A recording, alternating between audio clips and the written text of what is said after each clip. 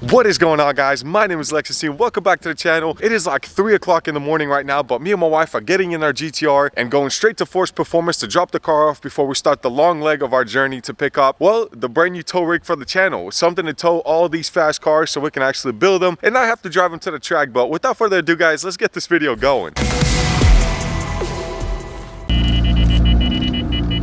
It's just construction. Something's going on. Yeah, he hit the bridge. Holy snap. He literally hit the bridge. A dump truck. Upside down. Oh, he ripped it off. There's no truck. Holy snap. How did he do that? Where's the truck itself? I'd love to see this. Is that him right there? Yeah, there's the truck with no bed on it.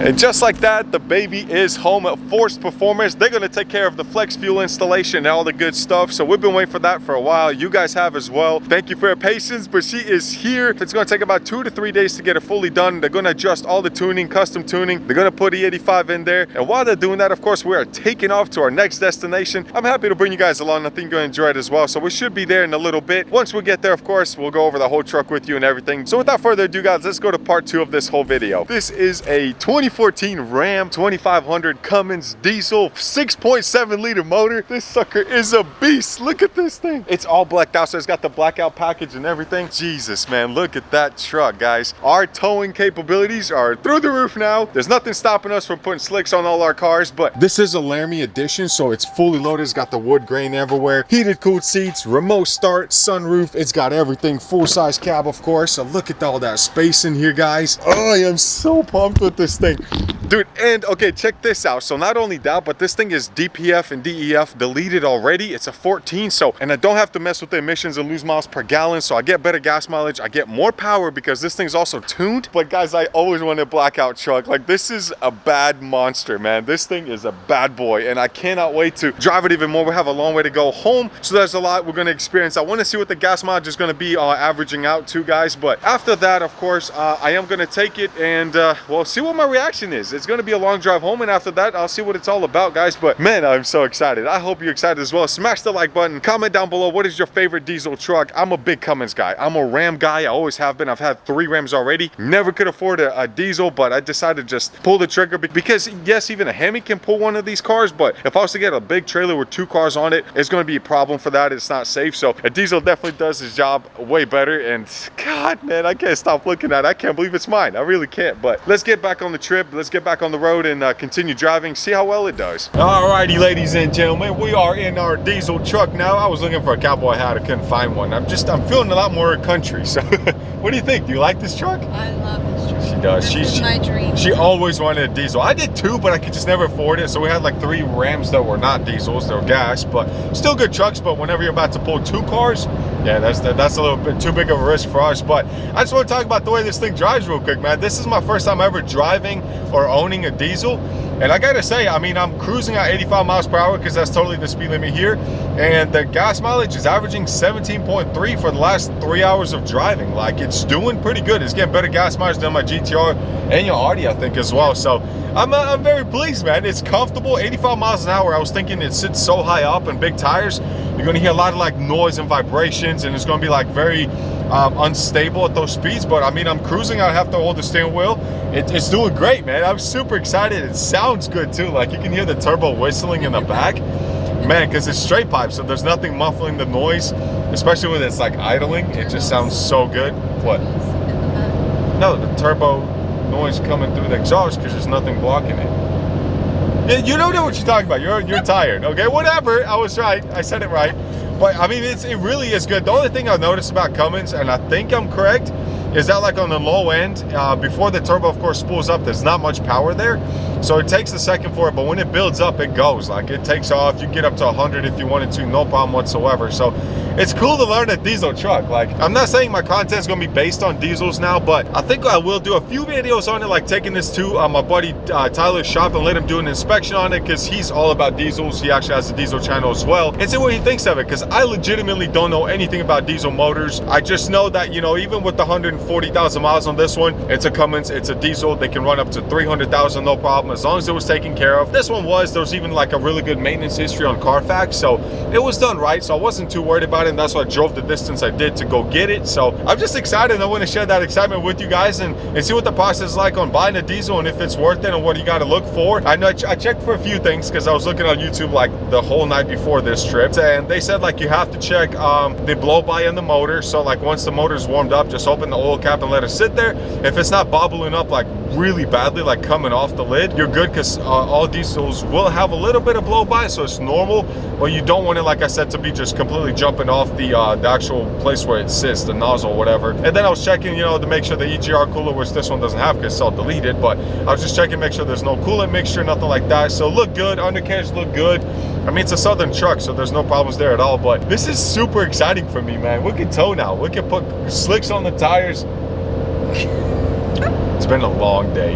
We can put slick tires on the cars now. We can literally prep them and get them ready for like drag strip events and racing events, like official events, and just tow the vehicle there so you don't have to worry about it. And if it breaks down, which once we start really modifying them and pushing them to the limits, it will happen, we could just put it on the trailer, take it home and fix it whenever we're ready. So I like that peace of mind, you know, especially when you take 5, 6, 7 hour long trip, you just don't know what can happen to a car like that. So I feel a lot more better now, especially to bring my whole family with me. So all of our vehicles are four-wheel drives now, and we run on all kinds of fuels from E85 to 93 to, of course, diesel. So that's pretty cool, man. We're conquering all of it. But I'll see you guys when we get home. Alrighty, guys. So it's been a good 2 to 3 days since we got the truck here. We have already put it to use. We put about 1,300 to 1,400 miles on this thing in just those few days because, well, it's a truck. We got it to tow things, and of course, we went and got the GTR. We have already put it to work.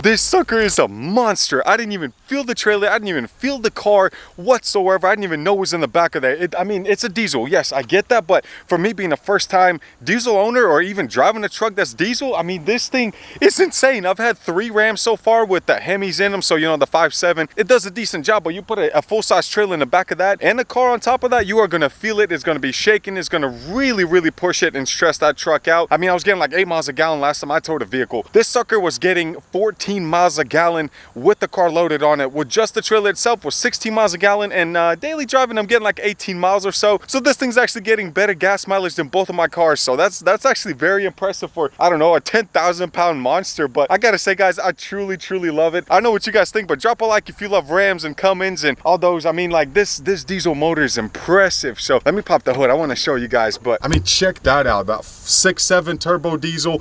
This sucker sounds good. Like I said, it's already deleted, so you have the EGR delete there and the DPF delete, so I don't need any def, I don't need any filters, no regen, nothing like that. But so the previous owner definitely did a good job. And what I like about it, I know it's got 150,000 miles on it, but the fact that the last owner has a lot of maintenance on Carfax, where he took it to a dealership to get all the work done, like oil changes and stuff like that, that really made me feel comfortable about buying a high mileage truck like this. But it's also a diesel, which means, I mean, they run for 300,000 miles, no problem whatsoever, as long as they're taken care of. So I'm not too worried. The things that I really love about it, let me start this bad boy up. I'm gonna roll the windows down and I want you to listen to this. Here we go, guys. Start up. I got the door open. Dude, it sounds so mean. So check this out, guys. So remember I told you how this thing is actually tuned? So it's got like 4 or 5 different levels on it. I hope one of you guys can actually help me and answer the question as to what they do, because I have no idea which tune does what. So let's start with number 5. So let's turn this dial all the way to number 5 and listen how it changes the whole tune of this truck. So once I do that, so 5 is there, and you can really hear how it's rumbling. And then the farther left I go, so 4, it gets a little quieter. 3, you start hearing the turbo spooling. And then when you go to 2, I mean, it's like, it literally sounds like a jet taking off. Like, can you hear that right now? Like, you legitimately can hear it like a jet. It's like not rumbling anymore. It's just straight. It's like straight turbo noise. Like, I don't even know. Can somebody explain to me what is that doing? Like, which I don't know which number does what on this truck. Like, I get it, it's tuned, so I know it does different things, but like, I'll tell you this though, I'm not gonna sit here and act like I know trucks. I don't know a single thing about them. I don't know anything about diesels. I know they got no spark plugs, which blows my mind, but it is different. But I'll tell you this, man, this truck is beautiful. Like, this Laramie edition is awesome. I'm so happy I didn't settle for anything else and I actually got what I wanted, because this 14 is redesigned. And what I mean by that is, of course, you got the big screen, you got the heated and cooled seats, you got the remote start. Just the interior is beautiful. Like, of course, you got the wooden grain here, fully loaded, so you got the sunroof as well, navigation, tons of space in the back, but of course, excuse the boxes. But things that really bother me is, of course, these scratches. There's a reason I got a really good deal on it, and of course, you can see them pretty well, especially since the truck has been really cleaned up. But like, the whole left side of this bed has been really used, I guess. I mean, it is a truck, so it's designed to be used as a truck, especially at 2500.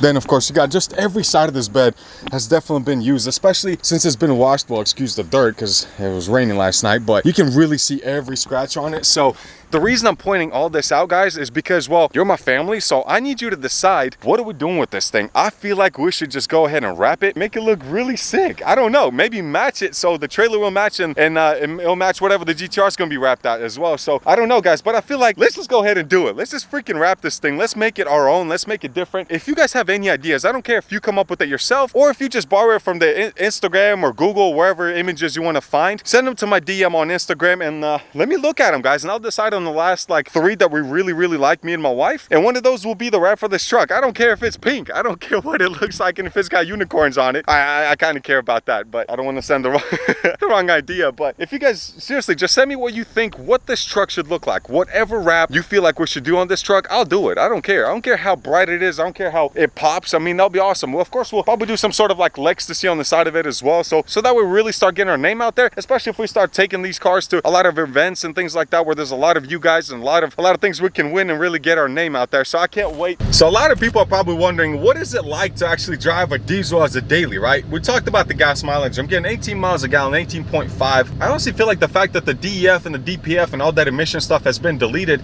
it actually helped to get better gas mileage, which is a big plus. And it also sounds really good because it's almost like straight pipe, I guess you can say. So, oh boy, why we always pull out in front of people? Oh, stomp on it.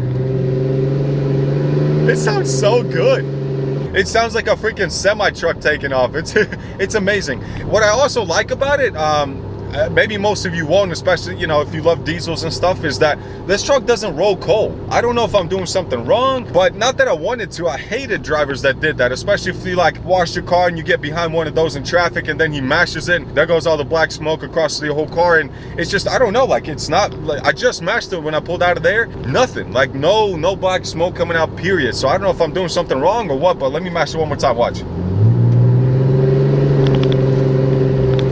Like, we're hauling, and yeah, nothing. So that's a good thing, I guess. I don't mind it. I want it to be a nice looking diesel, but it's not the one that's like, you know, causing issues and everybody hates it, because, well, you can't really blend in with a big truck like this. But being that this is a 2500, I honestly thought it would be super hard to drive. You know, it's big, the suspension kind of sucks, but it really doesn't. These seats, I mean, come on now, Dodge, Ram, they're known for their seats, for their suspension, for just how comfortable everything is, man. The seat is like, you could take a 1,000-mile trip on this and not have any issues or not have any back problems whatsoever. So it's a very comfortable truck. Of course it's loaded. It's a Ram, it's a Dodge. They load everything, they overload everything. So I do love the interior. I love how even a 14 has already like a digital dash that you can really customize and put different things as to, you know, transmission temp, oil pressure, temperature outside, miles per gallon, everything. It's awesome. I always love these, but I don't mind driving it. Parking it is another conversation. It does not like making hard turns. So what I mean by that is like really cranking the steering wheel. Like, you can almost hear the power steering pump just screaming whenever you do that. I don't know if it's the age or it's just being the big truck with 305 tires on it, the Nitto grapplers or all-terrain grapplers, whatever they're called. I mean, they're massive. So I'm glad those are still new, because they are going to be expensive to replace. I feel like maybe we should put this thing on a dyno though. I would love to see what that diesel truck will put down on a dyno that's got all this done to it. I don't know what exactly has done to it, but we'll find out what the power does. I mean, what do you guys think? Should we do that? I've never really seen a diesel truck on a dyno, except that Ram that just blew up with 3,000 horsepower on it, but we're nowhere near that, so it shouldn't be a problem. I'm not too worried about it. I don't even think they have to put in a 4x4 to really put it on the dyno, so I don't know how this works, but we should probably figure this out. That might be a good video to do. What do you guys think? Drop a comment if you want to see something like that. So I know a lot of people are going to ask, well, how much did I pay for this truck? Being a 2014 with 150,000 miles, I got it for $34,000, which honestly is not a bad deal, because the book value on them is like 36, 37. Yes, this one is not in the perfect condition, but I knew that going in. I knew that before I even went out there and drove a long way to pick it up. But here's the problem that you're gonna run into right now trying to find a diesel, period. Everything is overpriced, especially trucks. First off, it's about to be winter. Second off, the used car market has been completely just destroyed last few months with Corona and everything going on. I don't know why. I don't know if people are just not really buying new and kind of buying used cars more just to save money or what, but diesel trucks, like, look at nationwide how many there actually is that are in good condition, that are slightly modified, they're not base. I mean, there's not many that are below book value. So their price online for this was actually of $36,000, I think, but I got them down to 34 because, well, I noticed in the walkthrough video that it had all those scratches, and, you know, it was a long trip for me. So I said, look, you know, you can do this. I'll go ahead and buy it from you. And they were able to do it, and I'm happy that they got it off their lot, and I'm happy that I got a chance to get it. I didn't think they would come down to 34. So technically, I'm really sitting in a good place right now. You know, if I wanted to, I could probably sell it for 36, 37 if I was to clean it up a little bit, maybe get it wrapped or you know, painted or scratches filled in and detailed thoroughly. But I'm not doing anything in this truck. This is my truck. I'm not selling it. I'm keeping this one for as long as the sucker runs, and even when it stops running, we'll do an overhaul. We're going to keep it running, I feel like. So this is going to be a good addition to our channel, honestly, guys, and I hope you're excited about it as much as I am. But anyways, guys, thank you so much for watching. Thank you for sticking around. Thank you for coming with us on that long journey to pick up this truck. And man, I wish I could tell you exactly what we went through, because there's a lot of things that went down just to even get to the truck. And when we got there, it's a long story. Maybe one day I'll share it with you guys once everything is over with and all this Corona is gone. But anyways, guys, thank you so much for all your support. Thank you so much for watching these videos. Drop a like, drop a comment, drop a subscription, and I will see you guys next time. You definitely want to watch the next video, because we're going to be test driving the GTR after it's got the E85 done on it. And we also got some bad news from the shop about that. So anyways, guys, thank you so much. Enjoy your lives, enjoy your trucks and cars, and I will see you next time. Peace.